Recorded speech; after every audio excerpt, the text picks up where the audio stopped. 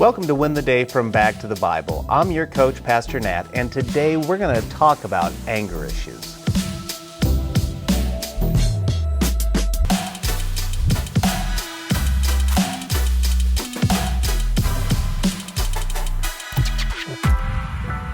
Warning, I'm going to disappoint you. I'm just letting you know it right here and now. I am not a perfect parent.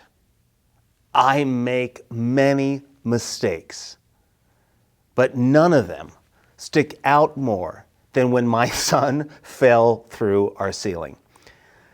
Now, you may be wondering, why is that a parenting fail for you? I mean, did you push him through the floor? No, of course not, though he has deserved it at other times. So here's what happened. While cooking lunch in our new home, I heard this loud crash. And I remember I looked around the corner and there was my son's leg sticking through the ceiling. And here's what happened. I freaked out. I went from level 0 to 12 in under a second. Now, I freaked out not out of concern, but out of pure rage. I mean, I flipped out. He came running down the stairs. He was scared and he was sorry. But I didn't care. I ripped him apart verbally. He began crying and bawling. And what's worse is this horrific scene could have all been avoided. How? Let's listen to King Solomon, because he has some advice for us in Proverbs 17, verse 27. Solomon says, "The one who has knowledge restrains his words, and one who keeps a cool head is a person of understanding." You see, that was my problem. Instead of seeking understanding as to what and why this happened, I assumed the worst and I laid blame in a very unhealthy way. That day, I let anger overtake me. I buried understanding. Now, my son, if you ever get to meet him, you'll be blessed because he is a prayer warrior. In the midst of his sobbing and being afraid, he said, "Dad, we need to pray." Again, I'm here to disappoint you. I was so angry. I said, "I don't want to pray.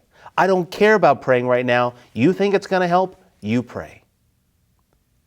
So he did. Through his tears, he called to God. My wife, she tried calming him down. And she said, "What happened, buddy?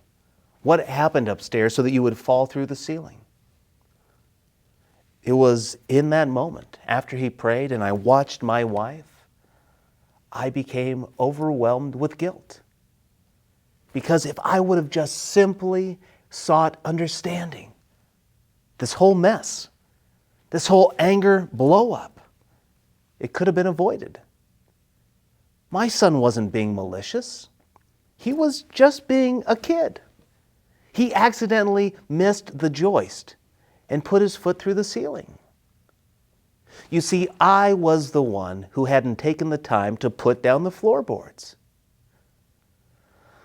King Solomon said, "The one who has knowledge restrains his words, and the one who keeps a cool head is a person of understanding."